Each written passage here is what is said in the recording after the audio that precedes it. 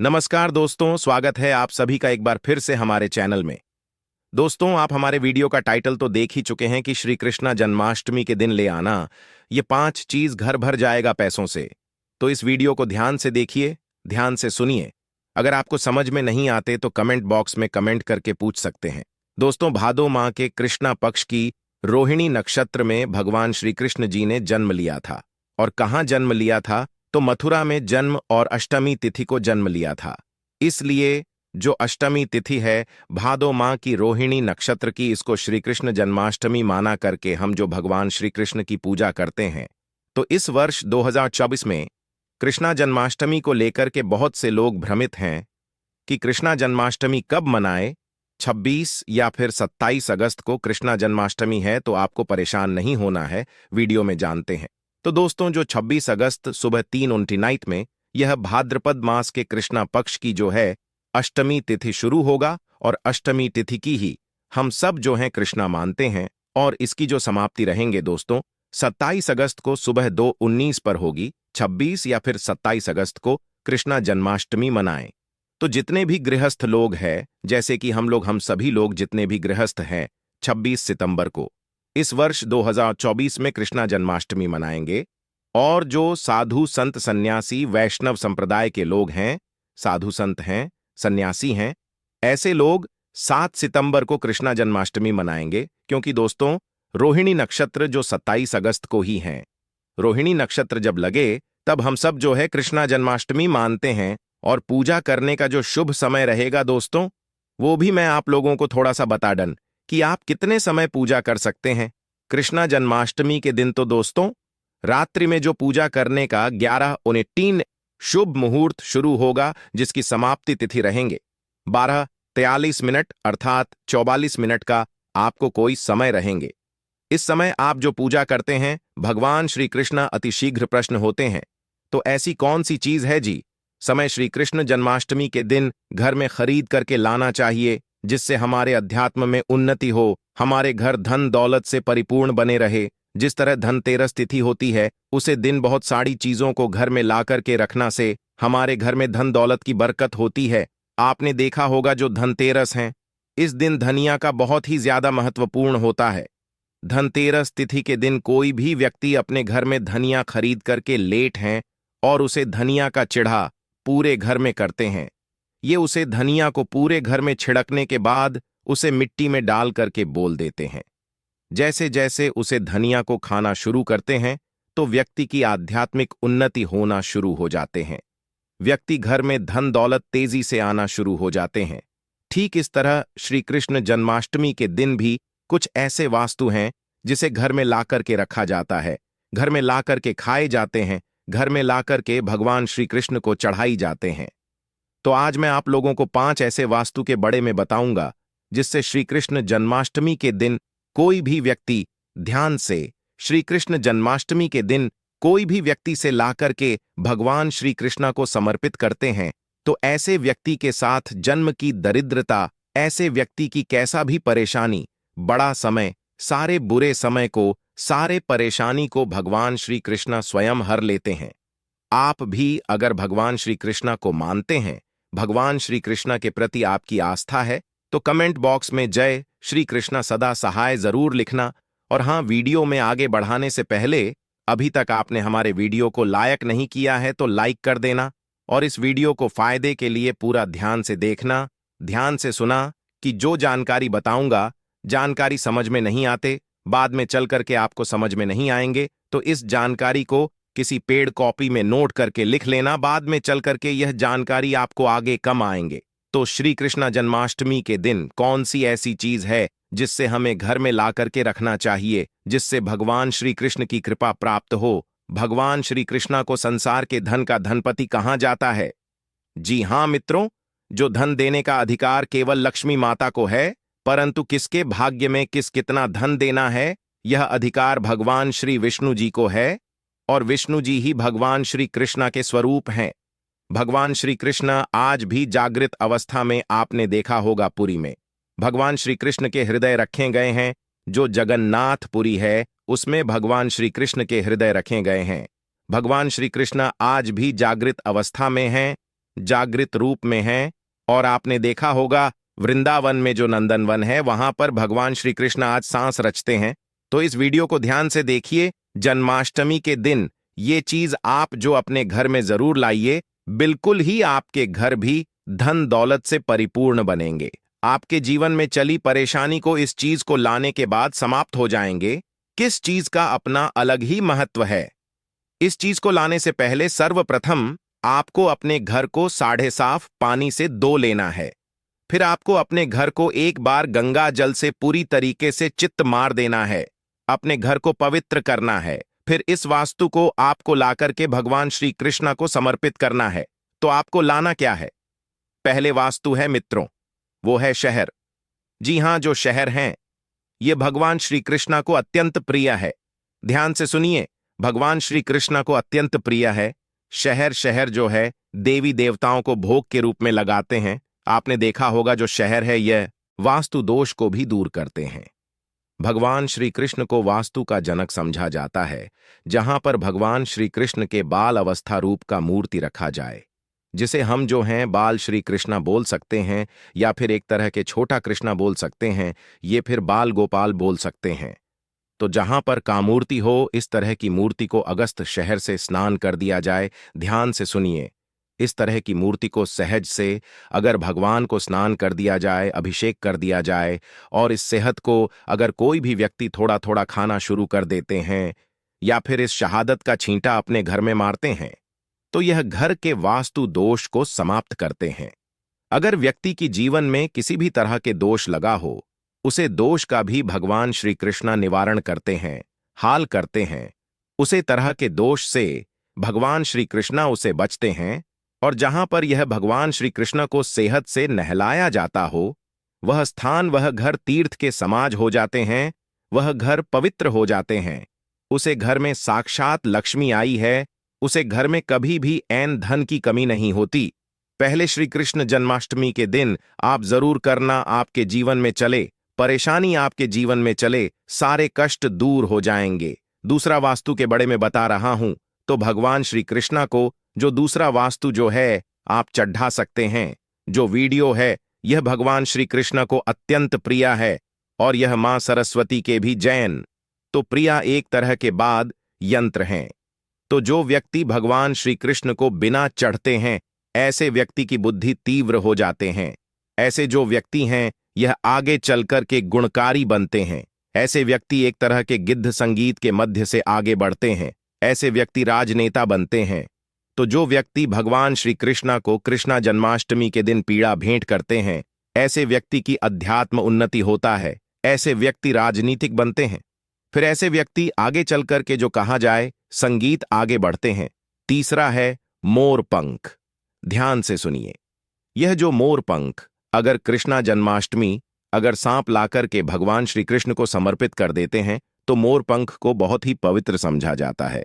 ये घर में सकारात्मक ऊर्जा को बढ़ाने का काम करते हैं। घर में नकारात्मक ऊर्जा उसे समाप्त कर देते हैं। भगवान श्री कृष्ण अपने मुकुट में स्वयं मोर पंख धारण किया हुए हैं। तो एक कम करना, श्री कृष्णा जन्माष्टमी के दिन मोर पंख जरूर खरीद करके लाना, भगवान श्री को समर्पित करना। इस श्री कृष्णा को समर्पित करने के बाद इस मोर पंख को आपको अपनी तिजोरी में रख लेना है। तो यह आपके घर में धन दौलत की बरकत कराएंगे। अगर मोर पंख को सादे पानी से नहला करके अगर इस पानी का छींटा आप घर में मारेंगे, तो आपके घर के जितने भी वास्तु दोष है वो समाप्त हो जाएंगे। क्योंकि मोर पंख को वास्तु दोष समाप्त करने वाला कहा जाता है। मोर पंख से जी घर में मोर पंख का छींटा मारा जाए, या फिर मोर पंख का पानी का जी घर में छींटा मारा जाए, स्नान कराया जाए, उसे घर में शांत लक्ष्मी, उसे घर में साक्षात लक्ष्मी ए जाती है। जिन घर में लक्ष्मी जी घर में भगवान श्री कृष्ण का छोटा सा बाल अवस्था मूर्ति रहे, वह घर बिल्कुल ही उन धन से भर जाता है। चौथी वास्तु बता रहा हूं, जैसे श्री कृष्ण जन्माष्टमी के दिन जरूर लाना चाहिए। तो हमारे धर्मशास्त्र में भी बोला जाता है, जो चौथी वास्तु बताऊंगा इसके बड़े में हमारे धर्मशास्त्र में भी बोला जाता है कि कोई भी व्यक्ति अगर कमल के फूल भगवान श्री कृष्ण को ला करके श्री कृष्ण जन्माष्टमी के दिन समर्पित करते हैं, तो ऐसे व्यक्ति के जन्म जन्मांतर के ऐसे व्यक्ति के जीवन में चेहरे परेशानी समाप्त हो जाती हैं, क्योंकि भगवान श्री कृष्ण ने स्वयं कम के वृक्ष पर बैठ करके बांसुरी बांसुरी बजाए थे और कम के वृक्ष की बहुत ही उत्तम वृक्ष समझा जाता है। चाहते तो भगवान श्री कृष्ण पीपल के वृक्ष में भी बैठ करके बांसुरी बजा सकते थे, परंतु उसने ऐसा नहीं किया, क्योंकि कम वृक्ष को भगवान श्री कृष्ण का आशीर्वाद प्राप्त है जो कम वृक्ष कर सकते हैं, और ऐसा समझा जाता है। कम वृक्ष पर अगर कोई व्यक्ति कामना बोलते हुए किसी भी सोमवार के दिन अगर जो हर कलर का धागे होते हैं यह बांध जाए तो सभी तरह के मनोरथ की पूर्ति होता है। सभी तरह की जो परेशानी बोलते हुए बंधे तो उसका निवारण होता है। तो कृष्णा जन्माष्टमी के दिन आप भी जो है जरूर कम का फूल ले और भगवान श्री कृष्णा को समर्पित कर दीजिए। अंतिम वास्तु के बड़े में बता रहा हूं, यह अंतिम वास्तु नहीं, स्वयं भगवान श्री कृष्णा का ही स्वरूप है। तो आप जो है अगर आपके घर में बाल गोपाल नहीं है तो आप जो है कृष्णा जन्माष्टमी भगवान श्री कृष्ण के बाल स्वरूप बाल गोपाल अपने घर में लाकर के जरूर स्थापित करें। जहां पर भगवान श्री कृष्ण के बाल स्वरूप रहते हैं वहां पर समस्त देवी देवता इसके दर्शन करने के लिए आते हैं। आप भगवान श्री कृष्ण के जो बड़े स्वरूप आप जो हैं बैठे हैं उनके दर्शन करने के लिए नहीं आते, परंतु अगर आप भगवान श्री कृष्ण के छोटे से बस स्वरूप अपने घर में रह करके इनका पूजा करते हैं, यह बैठा देते हैं, तो समस्त देवी देवता इनके दर्शन करने के लिए आपके घर में आना शुरू कर देते हैं। आपको दिखाई नहीं देंगे, सुख स्वरूप में आते हैं। तो यह जो भगवान श्री कृष्ण के जो मूर्ति कहे जान वाले बस स्वरूप है, यह ला करके घर में स्थापित करते हैं तो आपके अध्यात्म उन्नति होगा, आपके जीवन में सारे परेशानी का निवारण होगा। कम करना, भगवान श्री कृष्ण के जो छोटे से आप मूर्ति लेंगे, बाजार से जो बाल गोपाल लेंगे, इससे डेली के दिन डेली जो है गंगा जल में थोड़ा सा स्नान कर देना या फिर सादे पानी से स्नान कर देना, और इसके स्नान किया हुए जो पानी है इसके चित्त पूरे घर में मारते तो आपके घर में नकारात्मक शक्ति वो समाप्त हो जाएंगे। आपके घर में किसी ने तंत्र बड़ा बुरी नजर बुरी शक्ति समाप्त हो जाएंगे। आपके घर में लक्ष्मी का बंधन होगा जिसके कारण लक्ष्मी आना रुक चुकी है। आपके जीवन में धन का भाव हो रहा है, कर्ज का भर बांट चुका है, तो भगवान श्री कृष्ण को नहलाएंगे। जो पानी यह पीना शुरू कर दीजिए, इस पानी के पूरे घर में छिड़कना है। आपके घर कुछ दिनों के भीतर में धन वैभव से परिपूर्ण बन जाएंगे और देखते ही देखते आप अपने घरों के आसपास में रहने वाले जो पड़ोस हैं, घर के आसपास में रहने वाले जो लोग हैं, उससे ज्यादा धनवान बनना शुरू हो जाएंगे। उससे जल्दी आप जो तरक्की पाना शुरू कर देंगे। तो हमने वीडियो में बताया कि श्री जन्माष्टमी के दिन ये 5 चीज अपने लाकर के घर में जरूर स्थापित करें। 5 में से पांचों चीज नहीं ला पाते तो कोई भी एक चीज ला करके अपने घर में स्थापित करें। इस लक्ष्मी की कृपा प्राप्त होगा, भगवान श्री कृष्ण की कृपा प्राप्त होगा और देखते ही देखते आपके घर जो धन दौलत से परिपूर्ण बन जाएंगे। आपके घर में किसी भी वास्तु का अभाव नहीं होगा। वीडियो समाप्त करने से पहले कमेंट बॉक्स में श्री कृष्णा सदा सहाय करें जरूर लिखे हैं। तो यह जानकारी कैसा लगेगा हमें जरूर बताना। मेरे वीडियो को टाइटल में देख ही चुके हैं कि घर में रखें। मूर्ति का प्रतिमा आता है दोस्तों, धन्य धन की वृद्धि आता है सौभाग्य। जी हाँ मित्रों, हम सजावट के लिए अपने घर में बहुत सारे मूर्ति रखते हैं, परंतु इनके बड़े में हमें पता नहीं होता। सजावट के लिए हम बहुत सारी चीजों को रखते हैं, वस्तुओं को रखते हैं घर में, परंतु दोस्तों कुछ ऐसी मूर्तियां होती हैं जिससे वास्तुशास्त्र में बेहद ही शुभकारी समझा गया। मूर्ति को रखना से घर में धन की वृद्धि होती है, सौभाग्य की वृद्धि होती है। घर में अगर किसी भी तरह की नकारात्मक ऊर्जा उसका नस हो जाता है, तो अगर आप भी अपने घर में चाहते हैं कि धन की वृद्धि हो तो यह मूर्ति जरूर अपने घर में रखना शुरू कर दें। इससे घर में वृद्धि होती है। वास्तु से जुड़े जो भी परेशानियां हैं वह भी दूर हो जाती हैं। जानकारी बताने से पहले अभी तक चैनल सब्सक्राइब नहीं की है तो चैनल को सब्सक्राइब जरूर कर लेना। हमारे चैनल का मकसद है सबका भला हो, सबका कल्याण पहले है। दोस्तों के घर में हाथी की मूर्ति जरूर रखा करें। अगर चांदी का ठोस जो बना हुआ हाथी की मूर्ति रखते हैं तो इससे जो है घर में धन की वृद्धि होती है आपने जरूर देखा होगा, महालक्ष्मी जो प्रतिमा रहती है उसके सामने में चांदी हाउस के सामने जो हाथी होता है वो धन की वृद्धि दिखाई देते हैं। धन वर्षा करते हुए बटुआ के मध्य से दिखाई देते हैं। वास्तुशास्त्र के अनुसार दोस्तों, हाथी को ऐश्वर्य का प्रतीक समझा जाता है और ज्योतिष और धार्मिक मान्यता के अनुसार भी हाथी की प्रतिमा रखना बेहद ही शुभकारी समझा जाता है। हाथी की मूर्ति हो सके तो पीतल या चांदी की जरूर रखा करें और इसे शयन कक्ष में रखना से धन की वृद्धि होती है। शयन कक्ष में रखना से अगर राहु से संबंधित जो भी परेशानियां हैं, जो भी दोष है, वह दूर हो जाती है। दूसरा है हंस। जी हां दोस्तों, जो हंस होता है ना, इसे जोड़े रूप में करना चाहिए।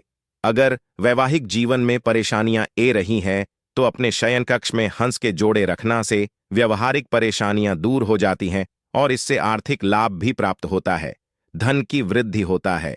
तीसरा है कच्छू की मूर्ति। वास्तु के अनुसार, वास्तुशास्त्र के अनुसार कछुआ रखना से घर में धन की वृद्धि होती है। धार्मिक मान्यता के अनुसार दोस्तों, कछुआ जो होता है भगवान विष्णु का रूप समझा जाता है। जिससे स्थान पर कछुआ होता है वहां लक्ष्मी कपास भी होती है, जहां पर भगवान वहां पर मां लक्ष्मी खींचे चले आते हैं। तो धन वृद्धि करने के लिए आप जो है पूर्व और उत्तर दिशा में कच्छू की स्थापना अपने घर में जरूर करें।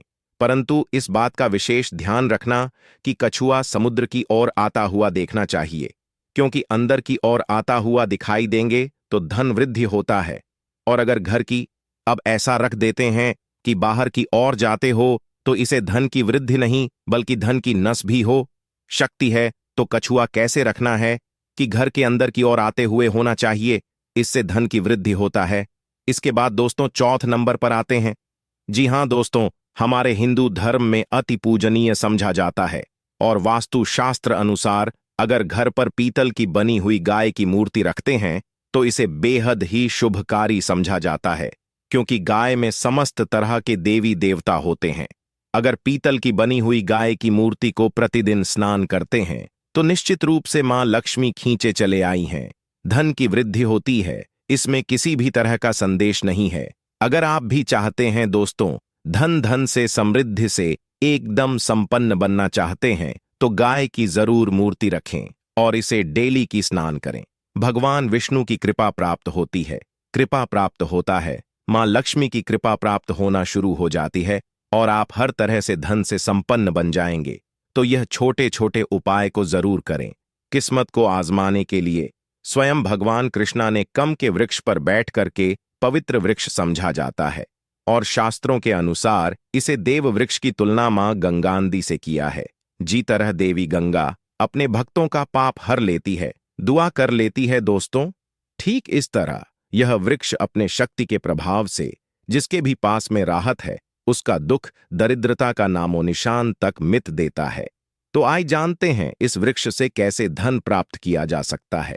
मित्रों, जानकारी बताने से पहले आप सभी से छोटा सा निवेदन है, छोटा सा अनुग्रह। चैनल अभी तक सब्सक्राइब नहीं किया है तो प्लीज चैनल को सब्सक्राइब कर दें